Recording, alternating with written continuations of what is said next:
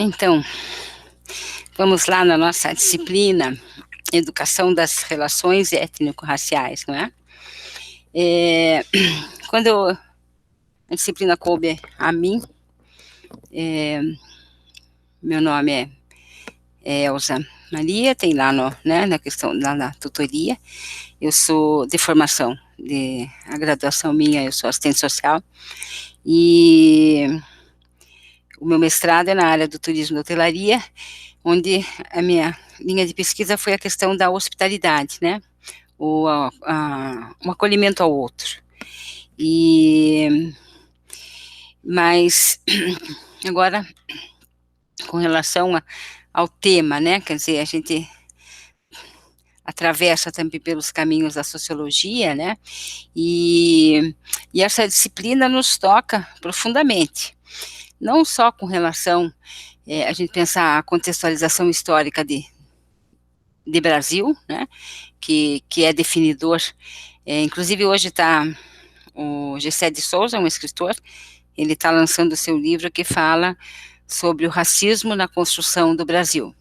Então, no curso, vocês vão, né, vocês têm a questão do homem como ser social, né, aí vocês vão trabalhar a cultura, na Idade Média, depois lá, quando entra a fase 2, entra a questão da raça, etnia, ideologia e racismo. Então, diante desses temas, eu achei bastante interessante a gente pensar com relação ao racismo, porque junto com o racismo tem um antecedente histórico que nos acompanha até hoje, e isso está resultando ainda num país, né, onde a violência contra a mulher é um dado assustador. Agora, com relação à pandemia, as pessoas bastante em casa, o desemprego, muitas vezes que gera a questão de vícios e violência, a mulher tem sido atacada e morta duramente, né, no nosso país. Diariamente nós temos tido mensagem de mulheres assassinadas com relação à violência contra a mulher. Ah, professora, onde é que está o racismo aí? Bom, o racismo começa com relação até nós temos que pensar, o nosso país se forma de uma forma muito machista com relação a esse patriarcado, né, Casa Grande Senzala, e esse racismo o Brasil foi um dos últimos países em que aconteceu a abolição da escravatura, né, e essa população, ela simplesmente foi solta, sem formação, sem escola, sem formação de trabalho, né, porque era uma mão de obra escrava, utilizada a grande maioria das vezes na lavoura, né, na cafeicultura, cana-de-açúcar, e são jogados sem consideração, sem respeito, depois de serem sido escravizados, com tudo que a palavra, né, o significado que ela nos traz, né, de violências, né, e de perda de direitos fundamentais, né, o que acontece? São colocados de volta ao mercado que sem uma preparação, sem uma qualificação profissional, sem estudo, né?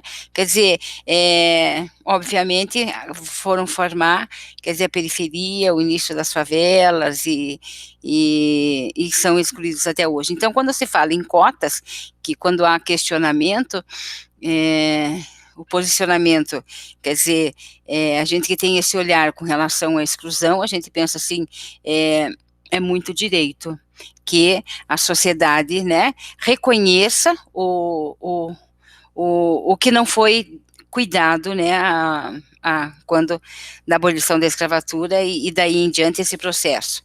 É só nós olharmos, né, a quantidade de pobres e negros que estão presos. Por quê? Falta de possibilidades, né? Isso não significa que a falta, né, quer dizer, a violência, excesso e tal, esteja toda na periferia. Quer dizer, é um dado que nós temos que analisar com bastante cuidado.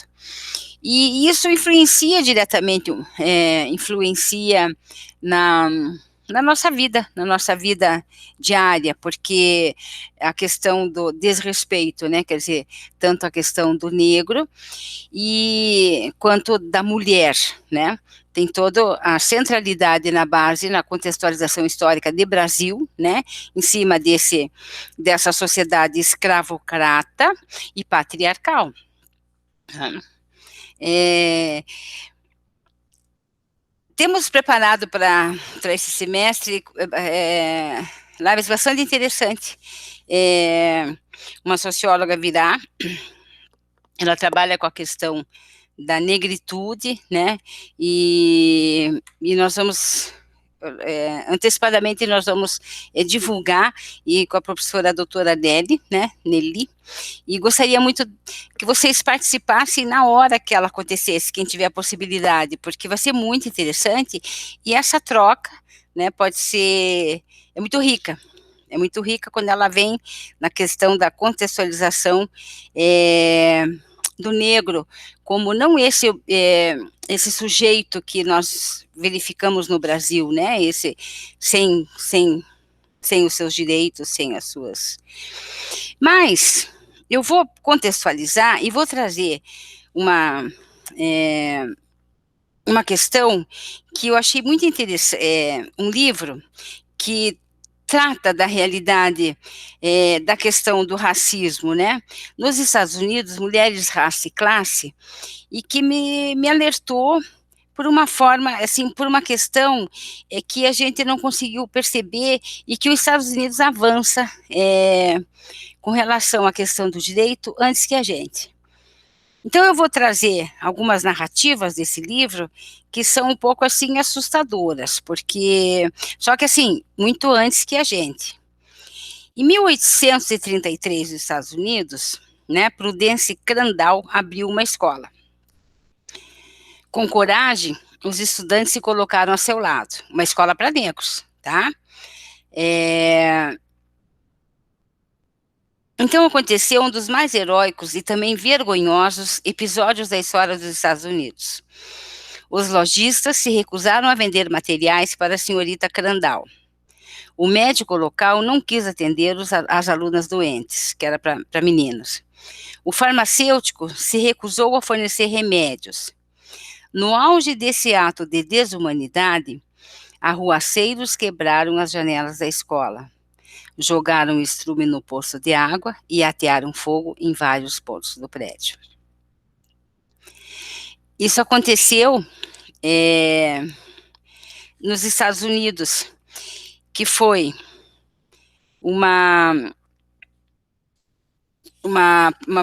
quando foi aberto, né, a possibilidade de mulheres negras, né, irem estudar nessa escola onde tinha mulheres brancas. E uma mulher negra que ela havia empregado na escola decidiu matricular mais meninas negras, né? E ou então abrir uma escola, né, para a comunidade negra. Então ela era abolicionista, tá? E olha e veja o que aconteceu. Isso é um dado. Simplesmente com relação porque abriu a escola. Só que em 1833, aqui a gente estava ainda bastante longe, quer dizer, o processo da industrialização já está acontecendo fora daqui, mas o Brasil ainda não, né? A gente ainda era um país agrário, né? Agrícola, pode dizer assim. Acontece uma outra coisa que modifica, quer dizer, a forma com, quer dizer, desse movimento abolicionista, que eu achei que é bastante interessante e pode nos tocar. Em 1833, muitas mulheres da classe média branca começaram a perceber que algo estava errado em sua vida. Como donas de casa, na nova era do capitalismo industrial, quer dizer, já começa assim a questão do excesso, tem as facilidades da indústria, né? Elas perderam a importância econômica no lar, e sua condição social enquanto mulheres sofreu uma deteriorização semelhante. Nesse processo, elas passaram a ter tempo livre. E quando a gente tem tempo livre, a gente começa a pensar, né? o que permitiu que elas se tornassem reformistas sociais. E quando elas estão com o tempo livre dentro de casa, viram que seus direitos foram perdidos, elas começam a perceber que tem um caminho para elas entrarem, né? E elas começam a participar como organizadoras ativas, né, da campanha abolicionista que estava rolando nos Estados Unidos, que estava começando a acontecer. O abolicionismo, por sua vez, conferia a elas a oportunidade de iniciar um protesto implícito, né, contra o caráter opressivo no seu papel no lar. Então, elas começam a perceber que aí pode haver um caminho, quer dizer, junto com esse movimento abolicionista, né, com relação à causa dos negros, elas podem junto ir atrás com relação aos seus direitos de mulher, que elas sentiram que estavam perdendo. Quer dizer, elas param em casa, né, e começam a perceber, quer dizer, que lugar é esse que nos foi reservado, né, como mulher, que a gente não tem muito direito a nada, tá? 1833, então, final do século XIX, certo? Então, apenas 4 mulheres foram convidadas a participar dessa convenção da Sociedade Anti-Escravista e Estadunidense, né, dos Estados Unidos, tá?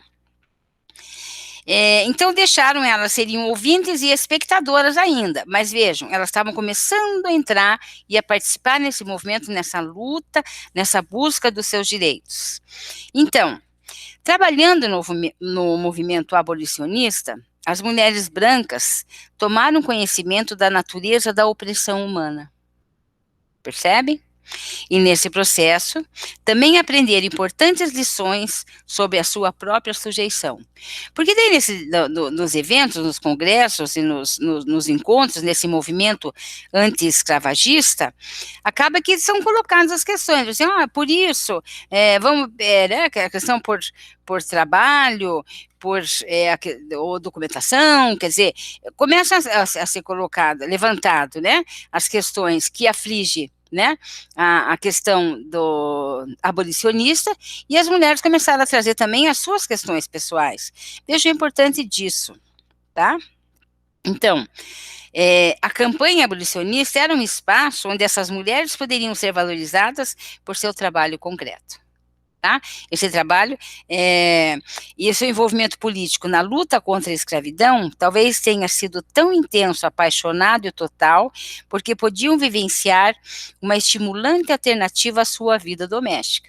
Imagina, né? A vida doméstica parada, sem muito movimento, de repente entram nessa causa abolicionista, né? E elas, no interior desse movimento anti-escravagista, aprenderam também a desafiar a supremacia masculina, né? Então vamos lá. Para a típica dona de casa, mãe e o filho, ultrapassar 1833, nós estamos falando, tá? Se a gente for trazer para nossa realidade de Brasil, hoje, com a quantidade de mulheres que são mortas, né? Vocês percebam, assim, o quanto nós estamos ainda atrasados, né? Com relação às duas questões.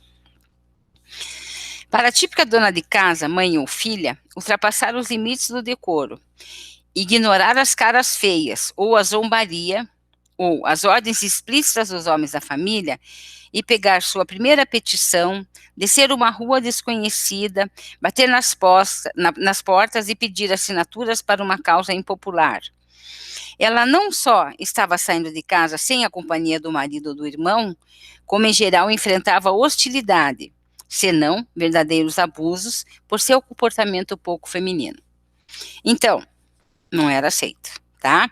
Ela vai atrás, ela vai tentar lutar, essa mulher branca, né, a favor da causa abolicionista, e junto nesse processo, ela está aprendendo a defender, quer dizer, os direitos da mulher branca, né? Aqui vai acontecer, bom, alguns irmãos começam a acompanhar, tá?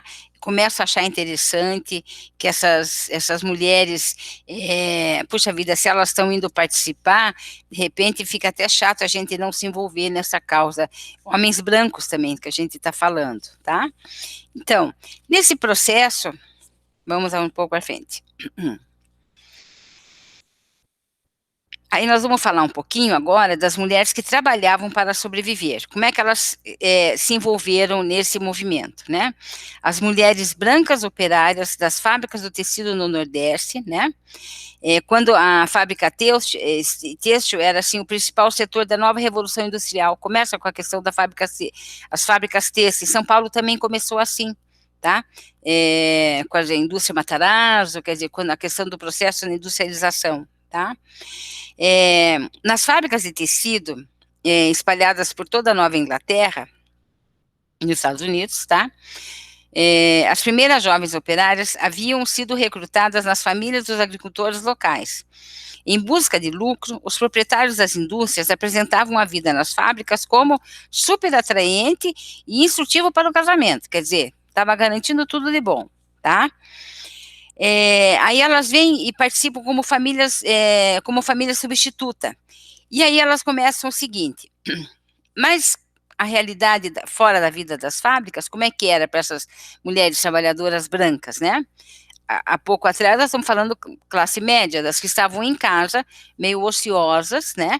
E aqui nós estamos falando das mulheres trabalhadoras das fábricas, brancas.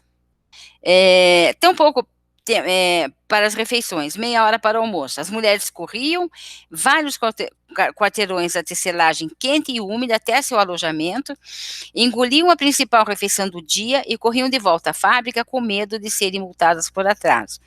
Veja que vida complicada sempre da classe trabalhadora. No inverno, elas nem sequer ousavam desabotoar os casacos e frequentemente comiam sem tirá-los, porque era a estação da pneumonia.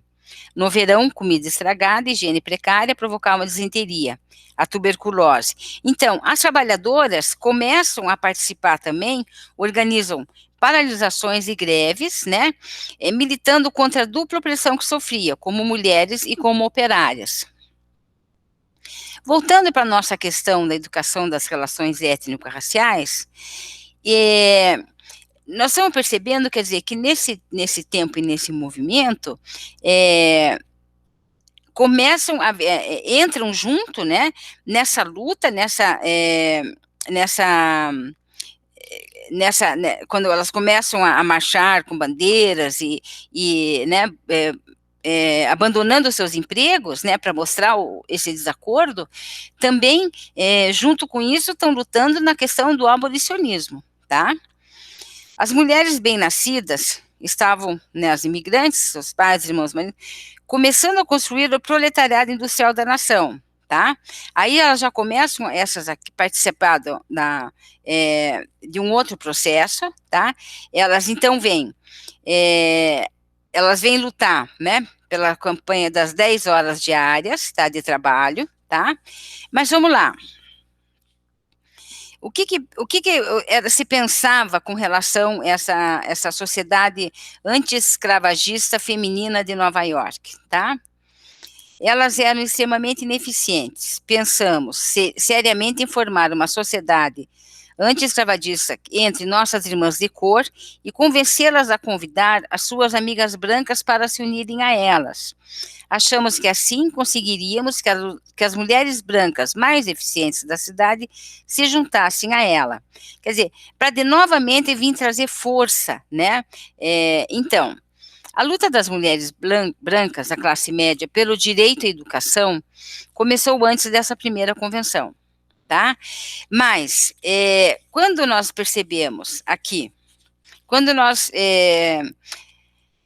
a defesa, as mulheres brancas já estavam nesse lugar, né? Elas lutando pelas suas 10 horas diárias, né? E na luta, na defesa incansável da sua dignidade enquanto trabalhadoras, enquanto mulheres, tá?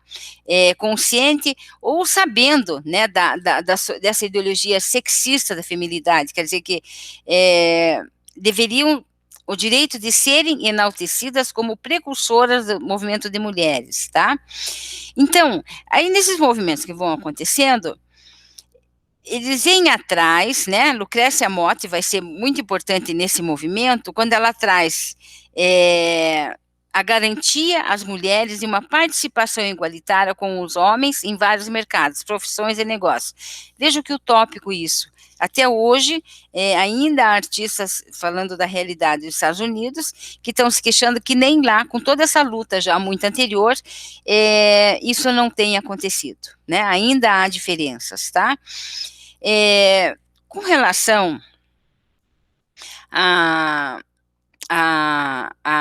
ao Brasil, esse movimento, vocês percebam que, justamente por a gente ter, né, na nossa realidade, a questão da Casa Grande Senzala, aqui ainda foi muito mais difícil. Nesse espaço, no espaço cultural, quer dizer, as mulheres, as donas, viam né, no seu terreno, no seu quintal, os índios serem maltratados, apanharem, serem colocados, né,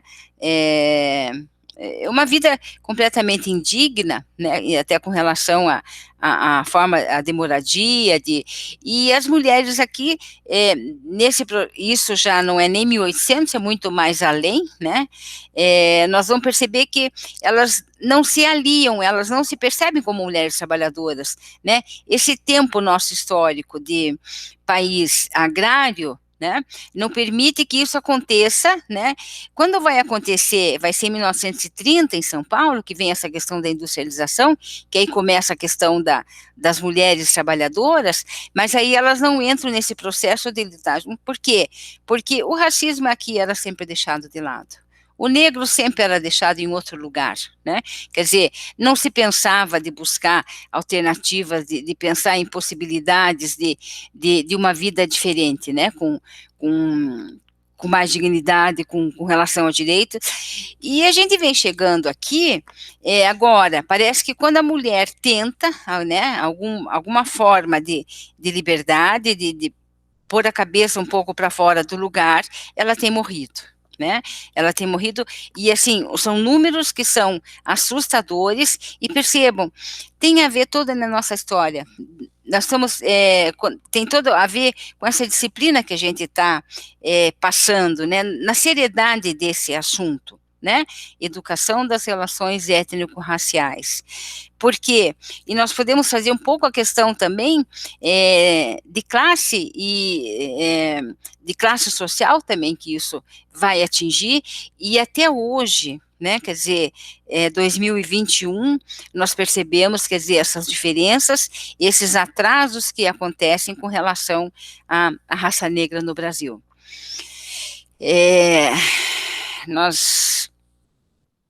Todos nós temos acompanhado, né, a questão da pandemia, do Covid, e esse é um outro dado que nos assusta, porque nós vamos perceber que vai atingir também, novamente, né, a população pobre e negra.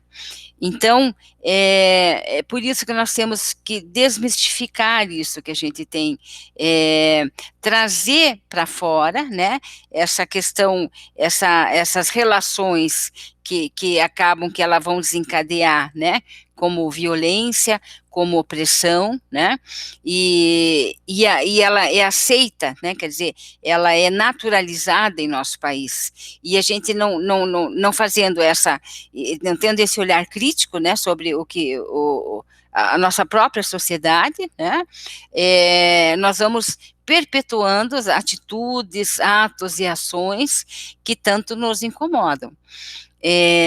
Quase que não passa um dia, e a estatística fala que é diminuto, assim, é o espaço de tempo muito pequeno com relação à violência contra a mulher. Então, está tudo nessa história, né? Por que essa disciplina que vocês estão fazendo, ela é exigência de currículo para todos os cursos universitários. Quer dizer, quando o MEC vai olhar, quando o MEC vai trazer da necessidade de passar por todos os cursos dessa disciplina, não é no sentido assim é porque houve necessidade que o país parasse para pensar, né? Que nós parássemos para pensar com relação ao racismo, com relação ao olhar para o outro, né? Então, eu comecei contando para vocês que a minha pesquisa do mestrado, né, foi com relação à hospitalidade, acolhida ao outro, e essa pesquisa a gente realizou a parte teórica sobre a hospitalidade na Grécia Antiga, e que é o tempo, né, a Grécia é que dá a base, né, a Grécia Antiga, a questão da cidadania, que vai dar a base para o nosso pensamento ocidental. E por que ele tinha que se pensar com relação à hospitalidade, que tinha até o Zeus, né? O Zeus tinha Zeus, que era o maior dos deuses do Olimpo, ele era chamado o Zeus hospitaleiro, ele tinha essa chamada também no seu nome, para cuidar da questão do estrangeiro, né? Do mendigo, é daquele que ficava de fora. Por quê? Da importância disso, porque a Grécia, todo mundo sabe que os gregos, né, os gregos que eram assim, o que poderia ter cidadania plena, né, com todos os direitos civis da cidade, não aqueles que ficavam de fora, que às vezes se for observar mais ou menos, essa formatação são as grandes cidades hoje do mundo, não é só do Brasil, né, quer dizer, aquele que está por fora, ele não tem todos os direitos civis com relação até hoje o alimento, tá? E o grego, para ser esse cara, né, o cidadão, ele tinha que ser filho de pai e mãe grego. Então, o restante, né, acabava que ia ficando assim, se a mãe casava com o estrangeiro, seu pai, né, não era cidadão negro, então não tinha direito a toda a cidadania grega, e essa cidadania grega dava direitos que era muito melhor do que você ficar fora, né? E se a gente for perceber com relação a nosso, então Zeus tinha o cuidado com esse outro, né? A forma de acolher, a forma de atender como de caráter sagrado, né? Quer dizer, da necessidade disso para que não ficasse, né, tantas pessoas, né, alijadas desse sistema, né, desses direitos, né, que a sociedade grega diferenciava e era.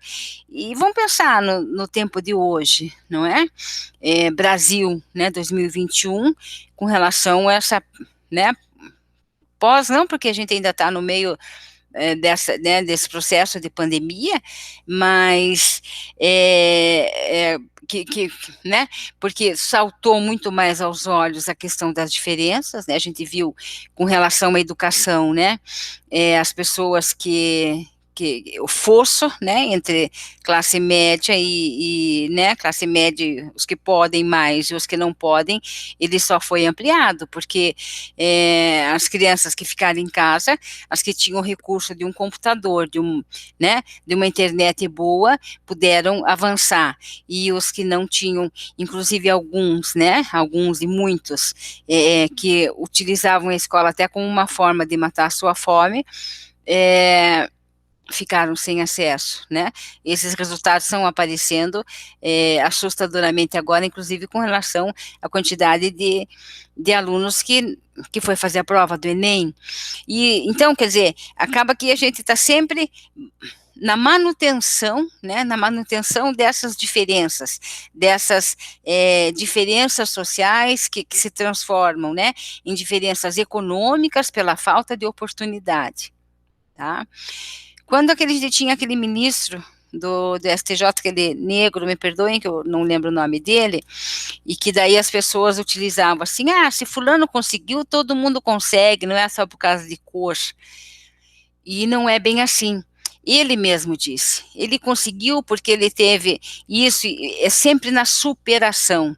É muito diferente de um menino que cresce né, dentro de uma classe média, tem condição de fazer a sua faculdade, tem livros em casa, tem internet, quer dizer, o acesso a línguas, a viagens, a conhecimentos, e chega lá porque, de repente, o Brasil, como sociedade relacional, quer dizer, o cara que tem uma cor, né, que o diferencia, o destaca, e junto, né, com isso, né, que na maioria das vezes acontece, vem a questão da dificuldade econômica, para avançar, para chegar ministro do STJ, o cara tem que fazer mais e mais e mais e muito mais, da mesma forma com uma mulher, quer dizer, então é interessante a gente pensar, né, no que essa autora, Angela Davis, nos trouxe, que nos Estados Unidos, quando a mulher branca entra, né, na luta contra, né, no movimento abolicionista,